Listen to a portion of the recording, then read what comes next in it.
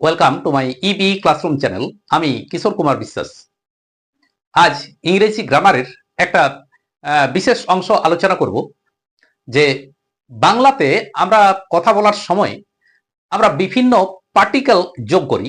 যেমন যে তুমি বলবে তো বলো, তুমি আসবে তো এসো, ওই লোকটাই তো বটে, সে তো এখনো এলো না, এই যে তো বটে, এগুলোকে বলা হয় পার্টিকেল। তো এই পার্টিকেল তো তো পার্টিকেলটি আমরা কেমন ভাবে কত রকম ভাবে ব্যবহার করা যায় তার কিছু আজ আলোচনা করব। যেমন যদি বলা হয় ভিতরে আসবে তো এসো, বাংলাটা লিখি, ভিতরে আসবে তো এসো, ভিতরে আসবে তো এসো। এখানে আমরা কি পেয়েছি? তো। এই যে বাংলাতে তো এর ব্যবহার, এটিকে ইংরেজিতে বলা হয় পার্টিকেল। তো এখানে এই ধরনের যদি সেন্টেন্স থাকে তখন সেগুলোকে আমরা কেমন ভাবে ট্রান্সলেশন করব? সহজভাবে এগুলোকে আমরা এরকম ট্রান্সলেশন করে দিই যে come in if you please, come in if you please. কিন্তু এখানে বাংলাটা হলো কি, ভিতরে আসবে তো এসো। প্রপার গ্রামাটিক্যাল অর্ডারে এর ট্রান্সলেশন যথেষ্ট জটিল। কেমন ভাবে একে ট্রান্সলেশন করব? কাম ইন, ভিতরে এসো, ভিতরে এসো, এই অংশটি আগে, ভিতরে এসো। তাহলে কিভাবে লিখবো? Come in. এটি আমরা কতটি ট্রান্সলেশন করলাম? ভিতরে এসো। এবার বাকি আছে কতটা? আসবে তো। আসবে তো অর্থাৎ তুমি যদি চাও ভিতরে আসতে তো এসো, মানেটা হচ্ছে এই। তাহলে কাম ইন ইফ ইউ, যদি তুমি, if you feel like coming at all, like coming at all. এতটি সেন্টেন্স ইংলিশের, এই এতগুলি ওয়ার্ড এখানে কিন্তু প্রয়োজন। তাহলে এর প্রপার গ্রামাটিক্যাল ট্রান্সলেশন কিরকম? Come in if you feel like coming at all. বাংলা মানে কি? ভিতরে আসবে তো এসো। এবার দ্বিতীয় ট্রান্সলেশন, তুমি তো, তুমি তো, এখানে তো এর ব্যবহার, যে এই সেন্টেন্স গুলো সবগুলোই তো এর ব্যবহারের উপর এই ট্রান্সলেশন গুলো। তো তুমি তো একটা হস্তি মূর্খ, তুমি তো একটা হস্তি মূর্খ, একটা হস্তি মূর্খ। এমন কথাটা কেন বলা হয় হস্তি মূর্খ? হস্তি হাতি, যার শরীরটা বড়, মাথাটাও বড়, তাহলে তো তার বুদ্ধি থাকাটাও বেশি, এটাই তো স্বাভাবিক। কিন্তু হস্তি মূর্খ কেন না? শরীরটা বড়, মাথাটাও বড় হওয়া সত্ত্বেও যে মানুষের মতো বুদ্ধি, বিচক্ষণতা, এই ভাবগুলো অন্য কোনো প্রাণীর মধ্যে নাই, এমনকি হাতি এত বড় প্রাণী তার মধ্যেও নেই। তাহলে একে, এই সেন্টেন্সটিকে আমরা কেমন ভাবে ট্রান্সলেশন করব?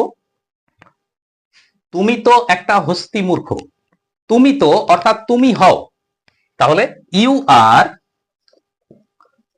আর অ্যান হস্তি মূর্খ, awful idiot, you are an awful idiot, comma আইসি।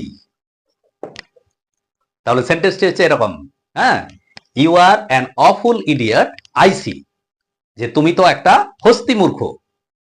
পরের ট্রান্সলেশন, সে কেরানি বই তো নয়, সে কেরানি বই তো নয়, কেরানি অর্থাৎ ক্লার্ক। বাংলাটা লিখি, সে কেরানি বই তো নয়, অর্থাৎ সে একজন সাধারণ কেরানি। সে কেরানি বই তো নয়।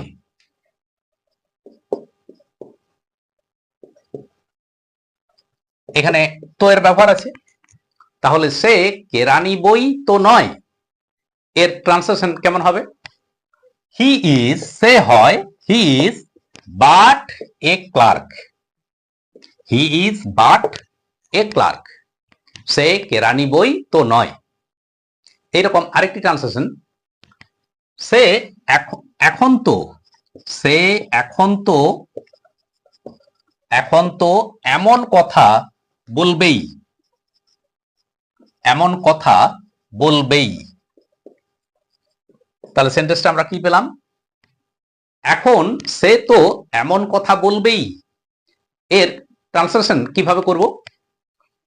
No wonder, no wonder, no wonder, অর্থাৎ আশ্চর্য হবার কিছু নেই। সে এখন তো এমন কথা বলবেই, কথার মধ্যে একটা আশ্চর্য প্রকাশ পাচ্ছে না? তাহলে no wonder that he will say so. এখন, নাও। তাহলে আমরা কি পেলাম? No wonder that he will say so now. No wonder that he will say so now. এরকমই আরেকটি ট্রান্সলেশন, যে নীলরতন তো কালকের ছেলে, অর্থাৎ তার বয়স খুব একটা বেশি নয়, এটাই বোঝানো হচ্ছে। নীলরতন তো কালকের ছেলে। বাংলাটা লিখি, নীলরতন